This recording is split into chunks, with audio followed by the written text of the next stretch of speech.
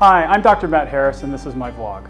Today I'm going to talk to you about professional certifications in educational technology. I'm of course referring to things like the Apple Distinguished Educator program, the Google Certified Teacher program, or Microsoft Innovative Experts. A question a lot of people are asking these days is, are these programs valuable for education as a professional development tool that gives teachers a leg up in the classroom, or are they connected too heavily to corporate entities? I'm going to look at this from two different perspectives. First, from that of a practitioner, from somebody who has received this certification, gone through the training, and take a look at what that means to you as a professional, be it a teacher, an educational technologist, an integrator.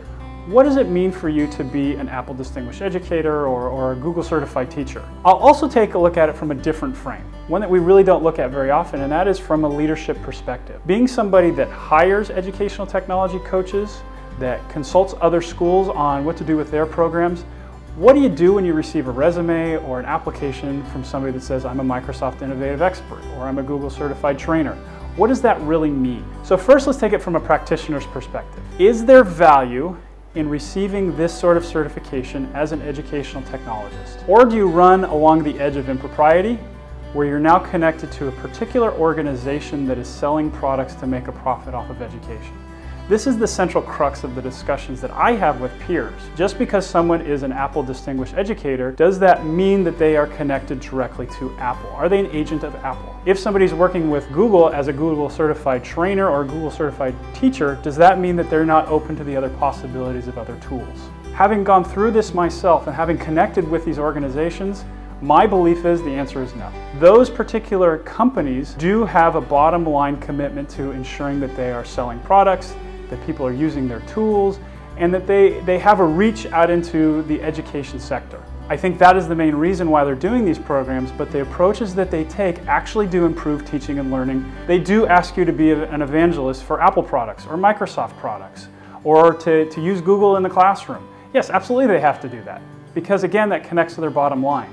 But I think what you really have to ask yourself, if you're looking at certification from that lens, is that a bad thing? We are not monetizing education for the benefit of these organizations. We're creating a partnership that's mutually beneficial. That's how I look at it when I see an Apple Distinguished Educator that's working in the classroom. They have a mutually beneficial relationship between Apple's training, understanding of how they use their products, and connections to that person's teaching and learning and the effect on students. What I have found is those who do have Google Certified Training are ones that have a deeper understanding of how Google works and the potential. And let me hit that. They have a better understanding of the potential for what Google specific products can do for teaching and learning. Microsoft's the same way. Their Innovative Expert program is not just a tool to have you see what Microsoft specific products can do, but they really are trying to get into the classroom to show you that technology can improve teaching and learning. Having been a part of these programs myself, my abilities as a practitioner working directly with teachers on their learning or working directly with students has been elevated because of the discussions I have had within these training programs. I find myself thinking more on a pedagogic level around, are the tools that we're choosing having a benefit to my students? And I can say from a deeper level, yes they are, because these organizations are giving me connections to the latest and greatest tools and toys that they're providing. But there's more than that. What I have found is in these particular professional development trainings, they're providing you a deeper look into the pedagogic implications of technology in general. So when we talk about iPads in education, or Sway from the Microsoft side, or Google Drive from Google, we're not just talking about Google Drive, we're talking about this synergy of theory and application using their particular tools. They're taking the time to help us answer some of the very important questions that we're trying to answer in our own schools. So yeah, as somebody who has done this, I think that I am better for it. I think I understand the products that are coming out of these companies at a deeper level, and I'm able to improve student learning because of it. Now, I do kind of go through an interesting thought process in my head when I think about, does that Ed.d stamp on a resume make somebody a better teacher? You know, is that something that elevates them above their peers from an educational technology standpoint, because those of us who have gone through these programs are very proud of them. We do put them on our resumes, we put them on our Twitter feeds. Does that give them something better? And I think back to a colleague of mine that works in the technology sector who does a lot of hiring. He's a manager. And one of the things he used to say to me was, when somebody comes to me and they have a master's degree, do I think that they are a better coder? Do I think they're a better computer scientist? And he said the answer is usually no. Their ability level, having gone through these trainings, doesn't make them that much better. But what it does show him is a commitment to consistent improvement and a commitment to the field of computer science. I don't know if that has a direct translation to educational technology related to these certifications, but what I have found is a vast majority of the ADEs, the GCTs, the MIEs that I work with, or I have had the pleasure of co-teaching with, or have trained me in my consistent professional development, are those people that are passionate about moving forward, about making teaching and learning better, about challenging the status quo of what we understand about education, and using tools to improve the most important thing that we do, and that is to enhance student learning. So that kind of leads me to the second frame is, as a leader, what do I think? And I think based on what I've just said, you probably understand what I'm looking at. As a leader, when I see an ADE either in one of my schools or out in the community, or somebody that applies for a job to me, what I see from them is the ability to have a conversation around how did that training affect you as an educator? And even better, did you get enough out of that to be able to share it with your peers?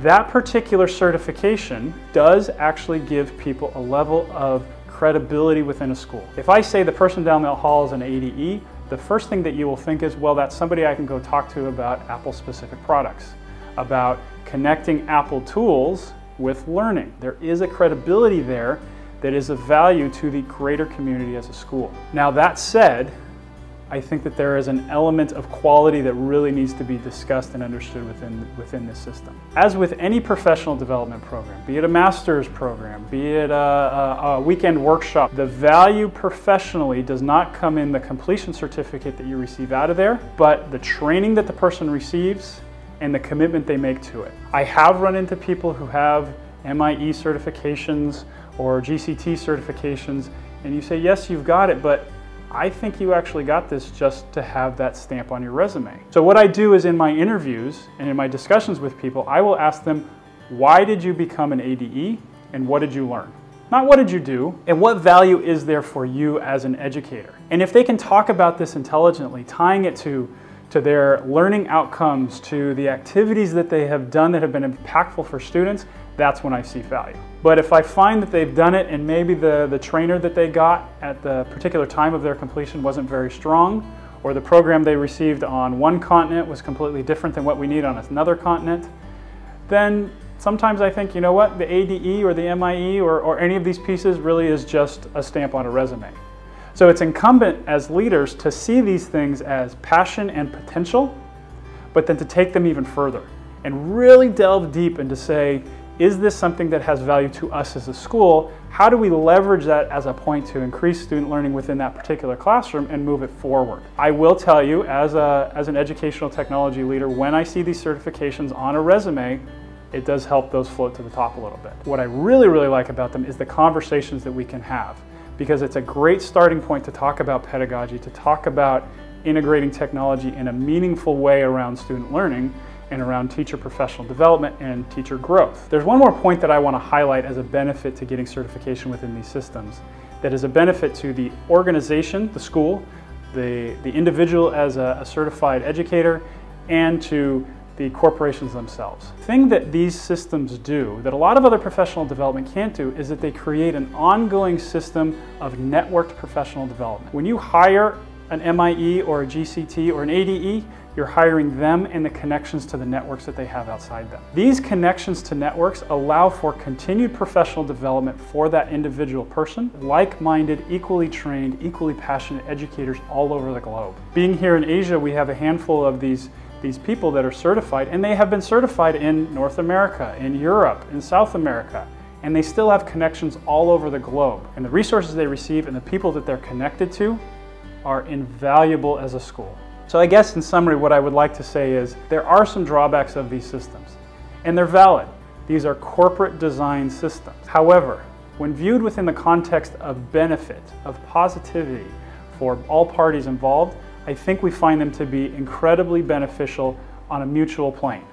Both the organization as a whole, and I mean the school as a whole, the school district, is getting value out of that professional development that's paid for by the corporation, and the company is getting benefit because they're getting somebody who's using their product and spreading the word. I don't see a loss there. I think that Apple is making products that are improving teaching and learning. I think Microsoft is making products that are improving teaching and learning. I think Google is making products that are improving teaching and learning. So if we can find a way to better use them to improve teaching and learning, I don't see a loss there. I also see that the people that go through these certifications have a unique experience around resource usage for teaching and learning that they're not going to get in other spaces within their organizations. So take those on. Show your passion. Grow as an individual. And as an administrative leader, I see them as a great leverage point to improve the programs at our schools by having people that can start discussions, who can engage in PLNs, who understand at a deeper level what it means to be a technology-infused educator. Let me leave you with this one final point, which I think is critical. A lot of the discussions that I see are around these three main programs: Apple Distinguished Educator, Microsoft Innovative Expert, Google Certified Teacher. But I caution people that are looking for professional certification to limit themselves to these three organizations. There are a lot of technology-specific companies, be they for-profit or non-profit, that are offering similar professional development programs related to their products, but also connected just as equally to a great network of people into ongoing professional development. Please take a look at those as well when you're thinking about getting professional certification as an educational technologist. Thank you for listening. Have a good day.